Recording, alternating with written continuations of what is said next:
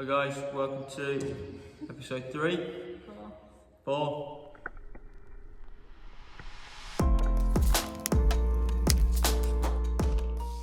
Hello everyone. Over the past 2 weeks we have managed to tick off our 3 biggest jobs yet. Installing the gas tank, the wastewater tank and fitting the floor.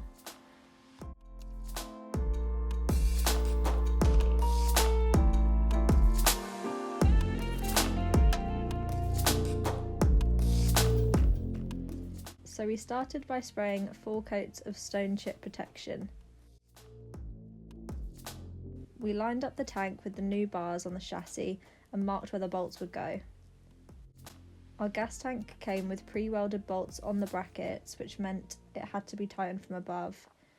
We figured out if something ever did go wrong with the tank, it would be impossible to remove. So we decided to drill through the welded nuts, tack weld the bolts to the chassis and add some removable Nyloc nuts instead.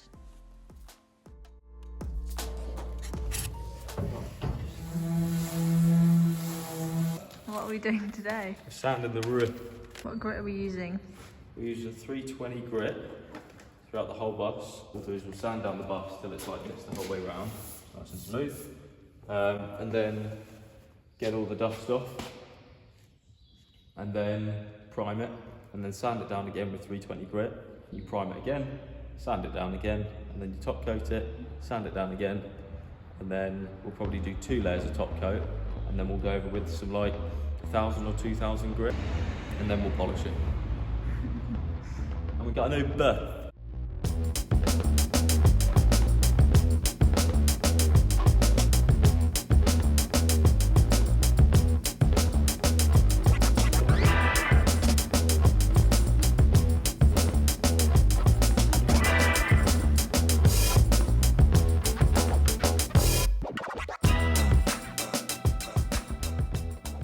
We started by getting our bars bolted up. We use Thermawrap to insulate the tank, and we also have an access point that we can fill with salt if needed, which will hopefully prevent freezing in colder temperatures.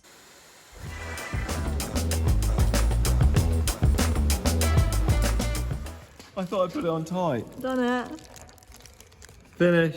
As you can see, cutting the hole for the wastewater inlet was eventful, but now it was ready, we had our first go at sliding it in.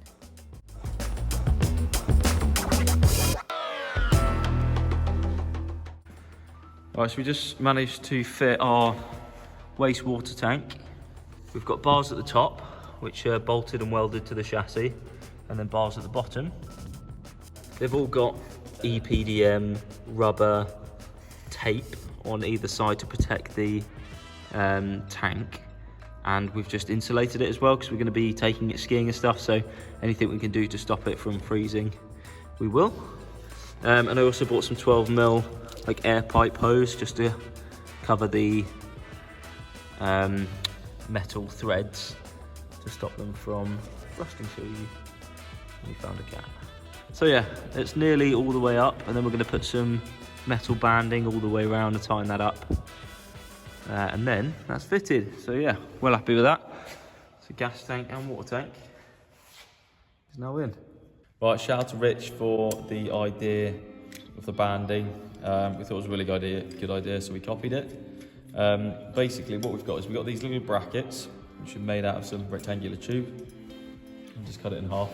That's going to go against the chassis, that side there, we bolted in, and the banding is going to go round the tank, and then all we have to do, see that nut's going to be all the way up there, but all we have to do is then tighten this top nut here, and it'll bring the banding closer and closer and tighten the banding on the tank.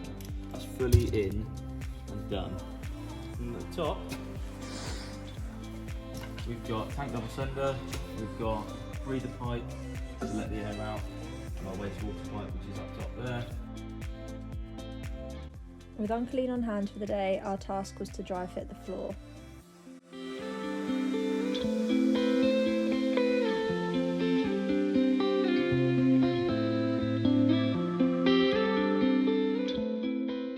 Some of them went in perfectly first time, and others needed a few nibbles off the edges. We couldn't resist eating lunch on our floor for the first time. Lay side to side actually, see what the leg room's like. It's actually like 5 feet.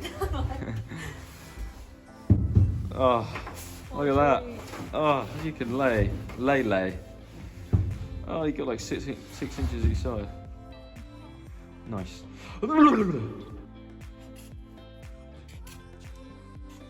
So we've just replaced the air dryer filter, which is to do with the air brakes. As you can see, it starts to rust on the outside, which means that there's moisture on the inside because it's rusting from the inside, so it needs to be changed.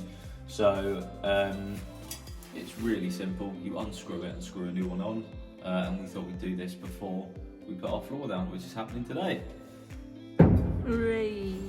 So we're going to measure up where we're going to bolt the floor down now, but we are going to be using, when we do eventually bolt it down, 6mm stainless steel bolts, washers, which will go on the top, go through the phelonic ply, through the chassis, through another washer, and then through some Nyloc nuts. And that'll keep the floor down. So this is our floor fully dry fitted. It's hard to say. We just cut this corner because when we build up the floor to roughly where this step was, it will just be like one big entrance here. And we just put the H brackets in to check it all fits properly, and now we're going to take it all out and fit it down properly. We made sure to seal the edges that we had cut to ensure it stayed waterproof. We used H-channel to connect the floor panels together, cut it to size and made sure it fit.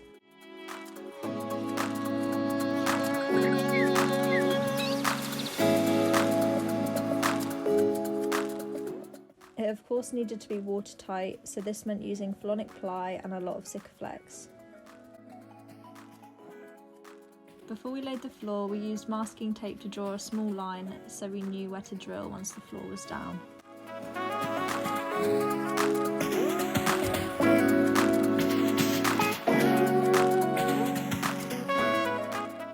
Once we drilled the holes, we used a wood flat drill bit to recess our bolts into the wood, followed by some silicone to make it extra watertight.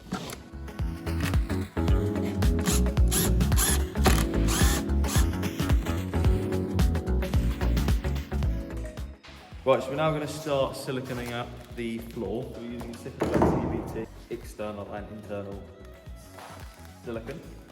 I'm just going to go around and flatten it out when I squeeze it in. It does help if you just heat it up a little bit first. It comes out a bit smoother.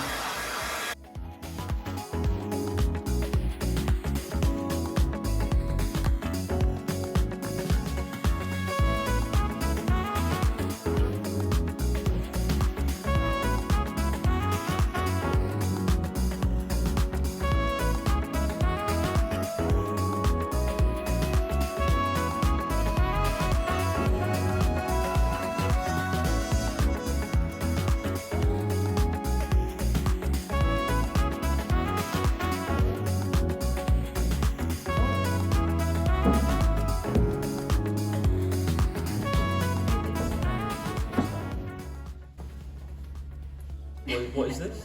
Outro. If we do it. Right. With it. So thank you very much for watching our 4th video on, what is it, floor install?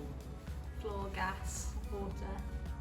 So thanks very much for watching our 4th video on gas, water and floor install. We've siliconed up the edges, we've just got to wait for that to dry and then we can get moving on our walls. Yeah. Thanks for watching. That'll do, innit?